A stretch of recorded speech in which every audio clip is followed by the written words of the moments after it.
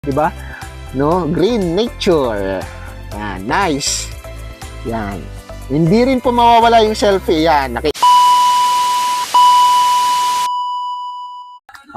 hi guys, nandito po tayo sa Katong Beach, Purok, Punta, Barangay, Flor de Lis, Macrohon, Southern Leyte. At mamaya-maya po konti, i-feature ko na po yung kung ano yung meron po dito at yung sobrang alam kong ma-attract kayo sa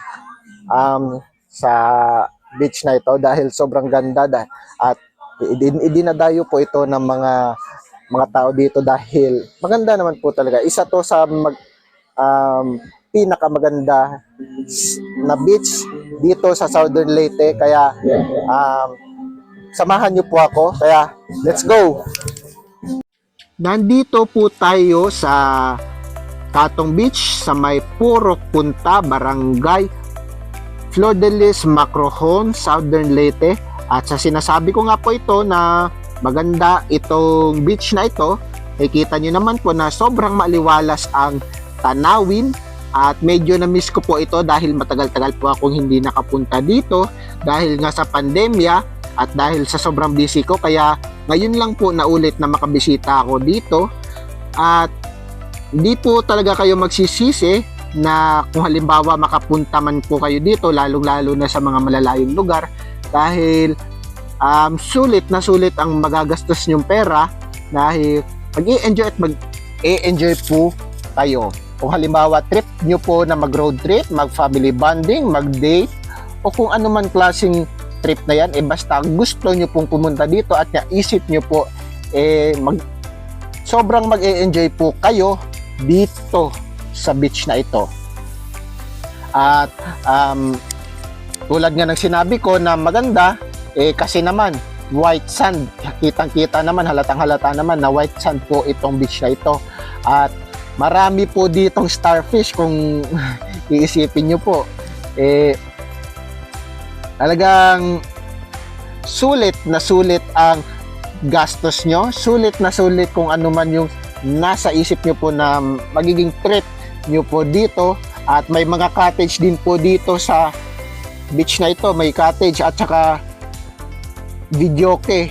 Opo, na meron po yan. At isa ito sa pinagmamalaki ng Southern Leyte na isa sa pinakamagandang beach, itong Punta Beach o Katong Beach na to. Yan, nakikita nyo naman po, di ba? Yan, ang ganda ng tanawin, ang ganda ng background. Siyempre kung halimbawa makapunta man po kayo, talagang susulitin nyo po, talagang magse-selfie po kayo o kung anong closing o kung anong klaseng posing man yung maisip nyo po, di ba? Kasi nga maganda nga po siya. Tingnan nyo naman po, di ba? At ito si Kuya, nagvi-videoke pa. Tulad ng sinabi ko kanina na may videoke, pwede po kayo magrenta dito ng videoke at saka ng cottage. Yan, green na green po yung tanawin. Ayan po, nakikita niyo naman po, di ba? No, green nature. Yan, nice. Yan. Hindi rin po mawawala yung selfie. Yan, nagpa-picture pa po ako. Yan, di ba? Nagpo-posing pa. Siyempre, di mawawala yung kainan at yung inom ng soft drinks. At nakikita niyo naman po na ang ganda po ng tanawin. Nakikita niyo po, di ba? Ayan. Yan yung isa din sa pinagmamalaki nila dahil sobrang nice ang view. Kung gusto niyo po mag-selfie o mag-picture-picture po dito, pwedeng-pwede. At yun lamang po, sana nag-enjoy po kayo sa aking pinakita at sana naisip niyo po na isa ito sa puntahan niyo ito this coming summer.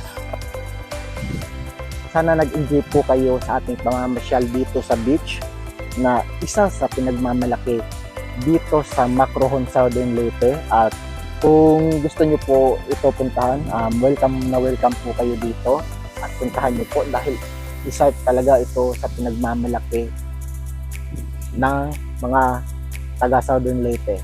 Kaya God bless po sa inyong lahat at mabuhay po tayo, Pilipinas.